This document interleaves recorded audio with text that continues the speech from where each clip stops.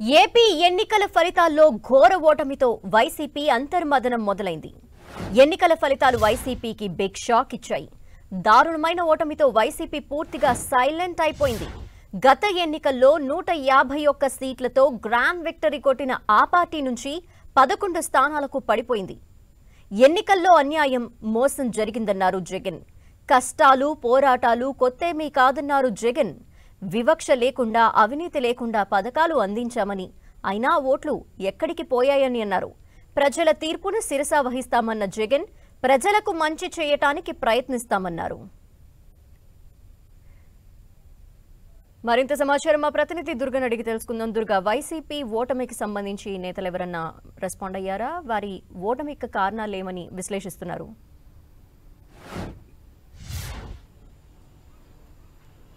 అంటే వైఎస్ఆర్సీపీ పార్టీ ఆవిర్భావం జరిగినప్పటి నుంచి కూడా పూర్తిగా ఇంత పెద్ద ఓటమి అనేది మొదటిసారి వైఎస్ఆర్సీపీ చూసింది. కాబట్టి చాలా అంతర్మదనంలో అయితే వైసీపీ ప్రస్తుతం ఉన్నట్టుగా మనం అర్థం చేసుకోవాలి. ఎందుకంటే కూడా 151 స్థానాలతో ప్రభుత్వం నడిపినటువంటి వైఎస్ఆర్సీపీ కేవలం 11 స్థానాలకే పడిపోయినటువంటి పరిస్థితి. చాలా బిగ్ షాక్ వైఎస్ఆర్సీపీకి అని చెప్పాలి. నిన్న జగన్ కూడా మాట్లాడడం జరిగింది. ముఖ్యంగా ఏదైతే పథకాలు అందించామో దాదాపు కోట్లలో ప్రజలకందరూ కూడా లబ్ది జరిగింది. దాదాపు 2.7 లక్షల కోట్ల ప్రజలకు నేరుగా ఖాతాల్లో డీబీటీ ద్వారా వాళ్ళకి అందించినప్పటికీ కూడా ఓట్లన్నీ కూడా ఇటుపోయాయి. ఎక్కడో అన్యాయం జరిగింది, ఎక్కడో మోసం జరిగింది, కానీ దానికి సంబంధించినటువంటి ఆధారాలు లేవు. కాబట్టి నేనేం చేయలేను, ప్రజల తీర్పును గౌరవించాలి, ఖచ్చితంగా ప్రతిపక్షంలో ఉండి ప్రజలకు మంచి చేసే విషయంలో మరింతగా వైఎస్ఆర్సీపీ పోరాడుతుందంటూ కూడా సీఎం జగన్ నిన్న కామెంట్ చేయడం జరిగింది. ముఖ్యంగా పోరాటాలు అలాగే కష్టాలు నా రాజకీయ జీవితంలో కొత్త కాదు, వాటన్నింటిని కూడా తట్టుకోవడానికి నేను మళ్లీ లేస్తానంటూ కూడా సీఎం జగన్ చేసినటువంటి కామెంట్స్, ఒక సెంటిమెంట్ అనేది వైఎస్ఆర్సీపీలో కనిపిస్తుంది. పూర్తిగా వాళ్ళంతా కూడా సైలెంట్ అయిపోయినటువంటి పరిస్థితి.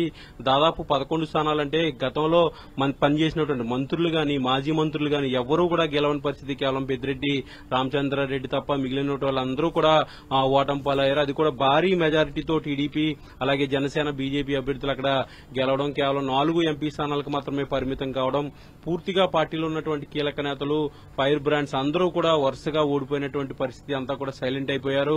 పార్టీ కార్యాలయంలో కూడా ఎవరూ కూడా కనిపించినటువంటి పరిస్థితి కనిపించింది.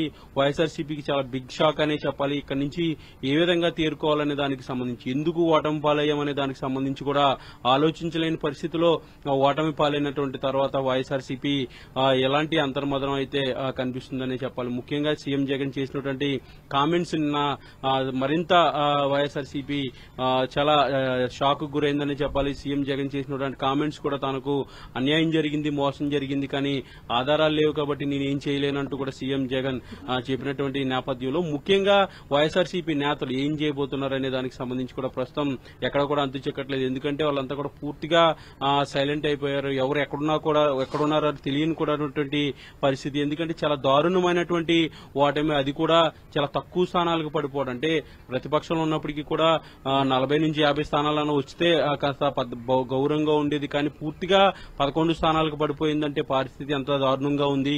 గతం నుంచి కూడా ఎందుకు గుర్తించుకోలేకపోయారు ఇలాంటి అనే అంశానికి సంబంధించి కూడా లోపల మదన పడుతున్నటువంటి పరిస్థితి కనిపిస్తుంది. ఇన్ని రోజుల నుంచి చేసినటువంటి సంక్షేమ కార్యక్రమాలు ఏమయ్యాయి, వాళ్ళ ప్రజలకు ఇచ్చినటువంటి లబ్ధి ఏమైంది, చేసినటువంటి మంచి ఏమైందనేది వైఎస్ఆర్సీపీ నేతలు లోపల అంతర్మదన పడుతున్నారు. ముఖ్యంగా వైఎస్ఆర్సీపీ ఓటమికి దారి తీసినటువంటి కారణాలు ఏంటి? కూటమి బలంగా ఉండటమా, లేదంటే వైఎస్ఆర్సీపీ అధికారంలో ఉన్నప్పుడు, ప్రభుత్వంలో ఉన్నప్పుడు చేసినటువంటి కొన్ని కార్యక్రమాలు కారణమా ఏంటనేది కూడా ఆలోచించుకోలేనటువంటి పరిస్థితి అయితే ప్రస్తుతం వైఎస్ఆర్సీపీ నేతల్లో కనిపిస్తుంది. థాంక్యూ దుర్గా.